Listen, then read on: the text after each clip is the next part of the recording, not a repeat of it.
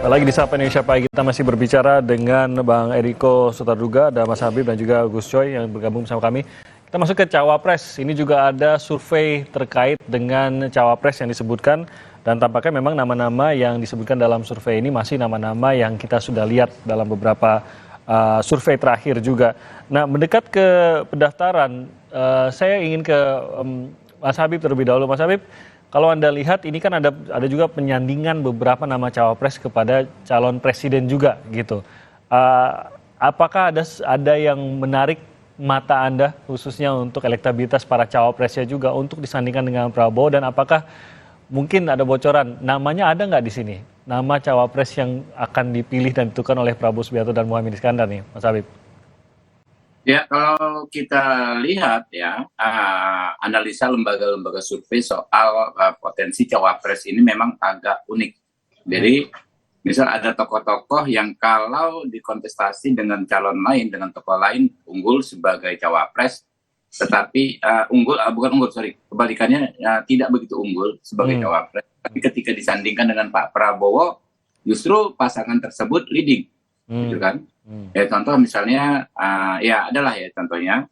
Nah, itu tentu akan menjadi masukan ya, bagi kami KIR dan terutama juga bagi Pak Prabowo dan Gus Muhaimin. Jadi dari nama-nama yang beredar tersebut ya, setiap hari kita juga menganalisa, setiap kali ada hasil temuan lembaga survei juga kita diskusikan ya, lalu sampaikan hal tersebut kepada kedua tokoh penentu pasangan capres dan cawapres KKIR, ya ini Pak Prabowo dan Gus Muhaimin Iskandar. Bagi kami tidak akan terjebak hanya pada isu ini saja, ya. Jadi kerja politik kami terus paralel kami lakukan, baik Gerindra sendiri, PKB sendiri maupun bersama-sama, ya, untuk mengusung kemenangan pasangan capres dan cawapres yang kami ajukan ini. Jadi pemanasan mesin-mesin politik ya, pertemuan-pertemuan, konsolidasi di tingkatan yang paling bawah, yang paling grassroots itu terus kami lakukan. Kalau menunggu cawapres ini kan bisa jadi misalnya sudah diputuskan, tapi kan belum tentu langsung disosialisasikan. Kurang lebih kan begitu. Dan ketiga pasangan capres, ketiga sosok baca pres ini kan juga kan begitu. Saya tidak berpikir dalam waktu 1-2 minggu ini ada yang berani launching duluan cawapresnya. Ya, bisa jadi last minute, ya kan? Bisa jadi last minute. Kemungkinan besarnya begitu ya untuk semua capres. Ya. Saya pikir ini fenomena yang sama. Kenapa? Karena kontestasi kita ketat. Ini kan kompetisi antara putra terbaik bangsa. Ya. Semuanya Pak Prabowo, Pak Ganjar, Pak Anies Baswedan, ya. Kita miss sedikit saja, tengah saja, ya, keunggulan yang sudah ini bisa lepas. Kurang lebih begitu. Ini kalau mungkin Mas Habib ngomongnya gitu, saya baca aja beberapa kali ya. Ini memang menarik kan, mungkin dasarnya apa kita tanya lagi ini yang dipasang sebut. Kalau kita lihat beberapa simulasi bandingkan Prabowo dan cawapres Thohir, kalau Ganjar Pranowo, Ridwan Kamil, Anies Baswedan, Harimurti Yudhoyono, ini salah satu. Ada lagi dua lainnya. Menariknya kalau dari Pak Prabowo satu disandingkan sama dengan Pak Erick, dua disandingkan dengan Iskandar di Gibran, justru di sini Pak Prabowo lebih hasil survei dibandingkan disandingkan Erick Thohir dan Gibran. Apakah ini sebagai realistis saja si antara Muhaimin ini memang demikian, maka akan menyebabkan juga calon cair. Ya, ini calon kuat yang namanya paling tidak beliau apa cawapres Pak Prabowo. Nah, kan ini tentu teman lembaga survei kan ada beberapa lembaga survei yang hasil exact sama juga kan melakukan survei internal. Tapi anyway ya, bagaimanapun keputusan soal cawapres ini kan tidak melulu hanya hasil survei, ya, tidak berbagai macam lembaga survei tersebut. Juga ada hitungan lain. Kan survei juga kan dinamis, ya. Oke, diperkirakan saat ini akan seperti itu. Tetapi begitu dilaksanakan, ternyata ada dinamika yang lain yang menentukan hasil yang lain juga. Nah, kami kan sudah 3 kali ikut kontestasi ini, ya, Partai Gerindra menentukan capres dan cawapres. Ini kami betul, ya, psikologisnya dikaitkan dengan jadwal pendaftaran. Semakin hari itu justru semakin rileks, semakin mudah memutuskan, gitu loh. Jadi apa yang tadinya kita ngotot-ngototan dan lain sebagainya, ya, makin hari kan makin rileks, gitu, makin terbuka. Pokoknya gitu, ya. Yang jelas kami, ya, menegaskan sekali lagi, ya, potensi terkuat cawapres kami adalah Gus Muhaimin Iskandar. Baik, itu posisinya untuk saat ini. Saya beralih ke PDIP. Bang Eriko, ini juga menarik nih antara capres-capres yang disandingkan dengan Pak Ganjar Pranowo. Saya bacakan saja. Yang pertama ada Pak Ganjar dengan Ridwan Kamil, simulasi kedua Pak Ganjar dengan Erick Thohir, dan simulasi ketiga dengan Sandiaga Salahuddin Uno. Nah, yang menarik juga hasil dari seluruh simulasi ini Ridwan Kamil dan Erick Thohir mendapatkan sama 34, tapi yang mencuat justru dengan Sandiaga Uno, di mana dapatkan angka hasil akhirnya 35,1. Cocoklah koalisi ini ya Bang Eriko, ya? Begini, Bung Timothy, saya harus menyampaikan secara jujur, ya. Kami kan sekarang sudah bekerja sama dengan P3, saudara kami P3. Nah, P3 mengajukan Mas Sandiaga Uno, begitu kan? Ya. Nah, kemudian kami sudah bekerja sama dengan Perindo. Perindo mengajukan Tuan Guru Bajang. Nah, kemudian Hanura. Nah, Hanura sampai saat ini sepengetahuan saya belum mengajukan calon. Nah, kenapa kami mengajak bekerja sama? Ini sebenarnya artinya mendalam. Kerjasama itu, bermitra itu duduk sama rendah, berdiri sama tinggi. Nah, artinya apa? Ini yang sebenarnya juga kami tunggu. Katakan, coba kalau kita lihat, ya ini bukan let's say nanti dikatakan membubarkan koalisi atau apa, tidak. Kami seperti P3 pun masih berkoalisi dengan Golkar dan PAN, kan begitu kan? Nah, tapi kami mengajak kerjasama. Contoh, seperti PKB mengajukan cawapresnya Gus Muhaimin. Why not? Kenapa tidak? Begitu juga dengan dari PAN mengajukan Mas Erik. Kenapa tidak? Nah, justru inilah yang diminta oleh Bapak Presiden Joko Widodo untuk mengajak semua kita bekerja sama.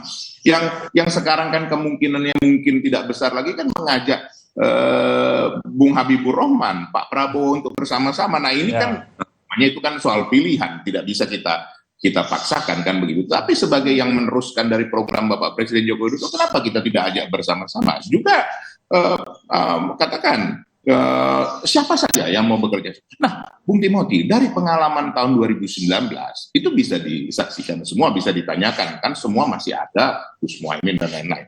Bahwa PDI Perjuangan dipimpin Ibu Megawati mengajak sama-sama duduk bersama membahas calon wakil presiden, bukan begitu? Nah, setelah dibahas bersama-sama, kemudian disampaikan kepada Bapak calon wakil presiden waktu itu, Bapak Presiden Joko Widodo, dan kemudian diputuskan bersama-sama. Nah, Bung Timothy, ini menarik. Apakah salah satu dari yang dicalonkan itu menjadi calon wakil presiden? Bisa saja. Tapi bisa saja juga tidak di 2019 seperti itu. Tapi 2024 kan tentu bukan sama dengan 2019. Nah, ini yang sebenarnya kami mengajak.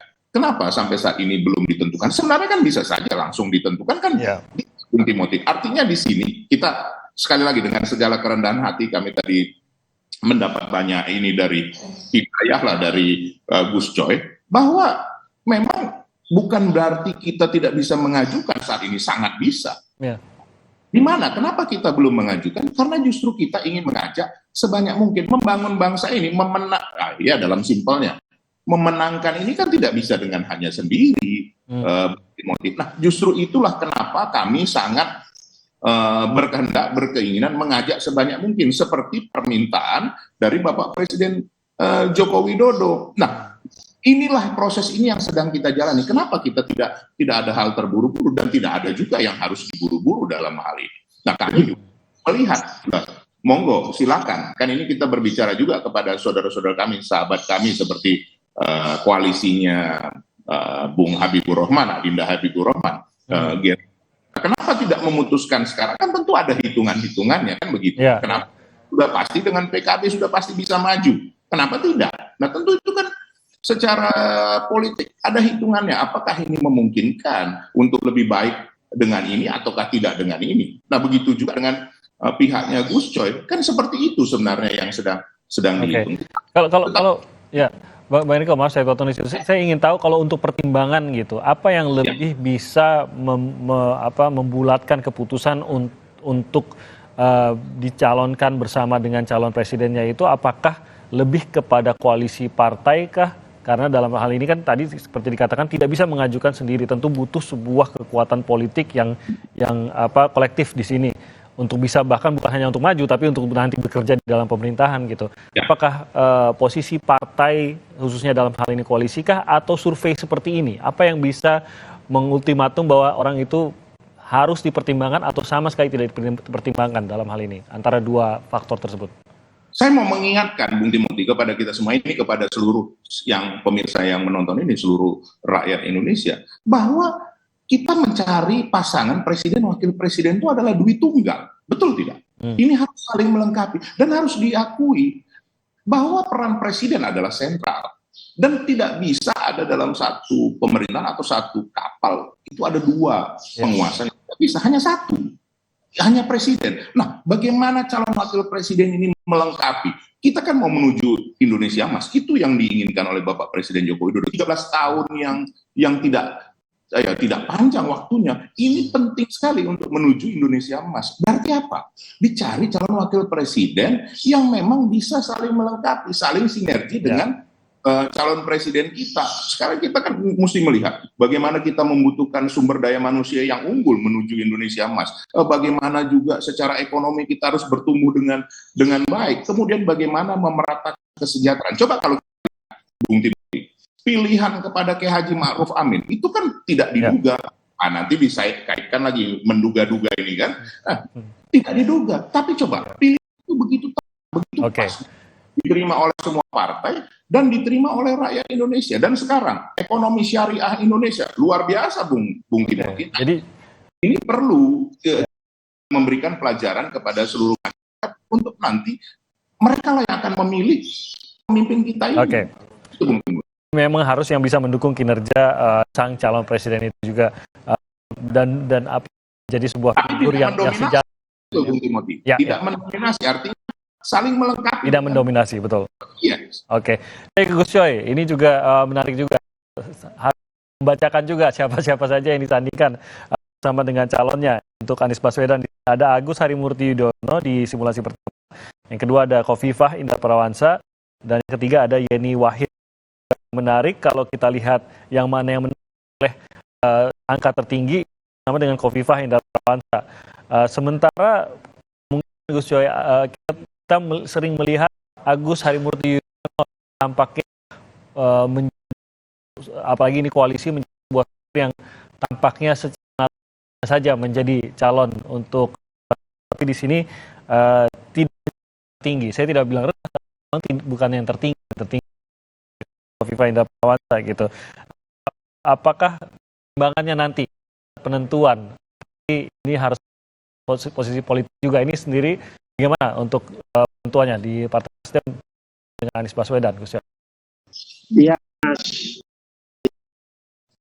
tiga figur yang disebut semua, masing-masing kelebihan ya, masing-masing punya keunggulan. Tapi secara sepakat semuanya diserahkan kepada pemilih yang mana. Berpikir kami para aktivis di partai ini berpikir bahwa kita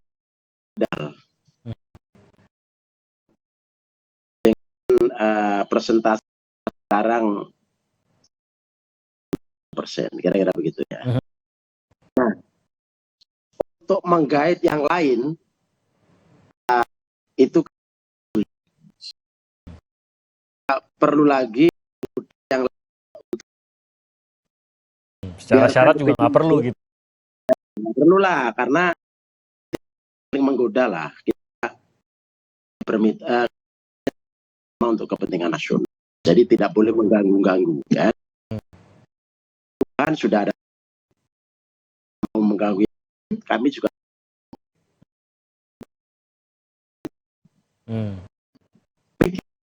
dari tiga ini lalu kita cari lain.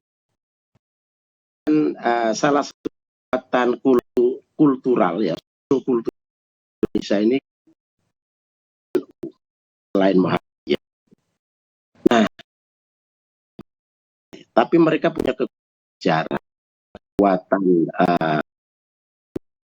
ya basis kuat. Nah, teks ini maka merepresentasikan dari kelompok mereka ini dari NU itu berat aneh untuk menambah kekuatan, untuk mengisi kelemahan Mas Anies begitu. Itu juga dari karena sejarah dari mereka, meskipun sudah ya,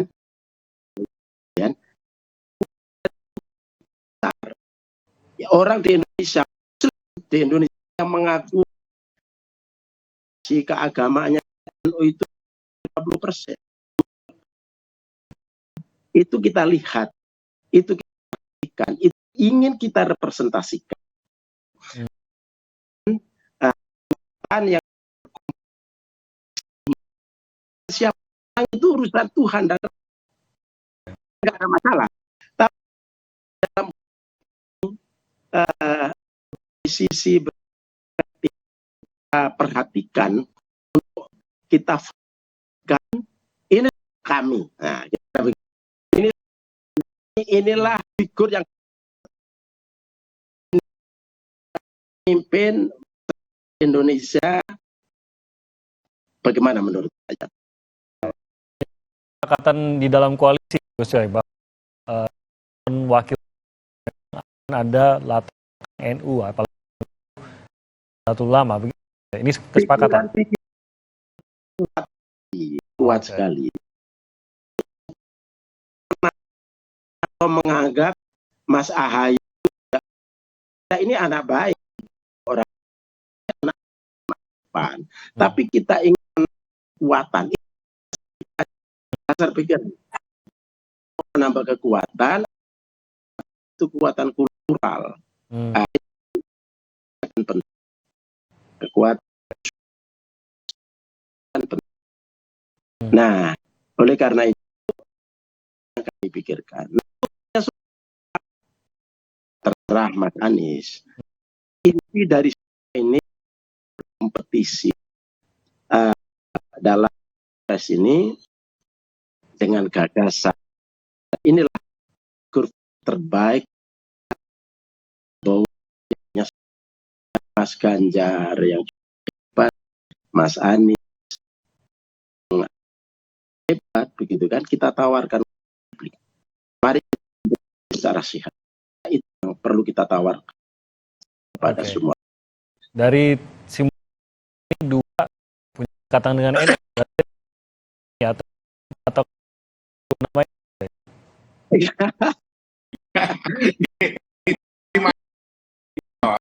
Coy tinggal bilang ya atau tidak, sudah sederhana jawab.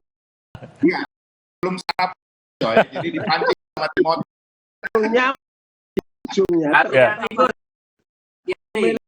kita akan menjadi momentum khususnya calon ini satu momentum yang yakin akan mempengaruhi hasil surveinya. Bang Eriko, ya? Begini Bung Timothy, coba ini kayak sangat cerdas. Kenapa? memilih apa dengan secara lugas. Kalau kita lihat kan kita semua keluar. Coba kalau misalnya ini kita berandai-andai Prabowo Muhaimin, apakah misalnya PKB pasti mendukung? Begitu juga dengan perubahan dari misalnya Mas Ahaye mendukung. Nah ini kan ada di rakyat Indonesia keputusan itu. Sekali lagi dengan segala rendah, kami ingin mengajak semua untuk duduk sama mari kita yang saling melengkapi itu sebenarnya Bung Timothy pancing hari ini Gus, cuman ya kita belum sarapan barangkali ini. Nanti kapan bareng untuk bicara lagi. Banyak gejolak yang kita pilih di saja dan semuanya untuk bisa menghasilkan calon yang terbaik. Kita selesaikan dulu pembicaraan, kita pasti akan bicara lagi dalam kesempatan lain. Terima kasih banyak atas waktunya, Gus Coy. Terima kasih, Bang Eriko. Terima kasih. Kami akan kembali lagi di Sapa Saudara dengan salah satu negara terjerat pinjaman online ratusan juta rupiah. Seorang melakukan penipuan investasi bodong senilai miliaran terjadi di Jawa Tengah. Selengkap.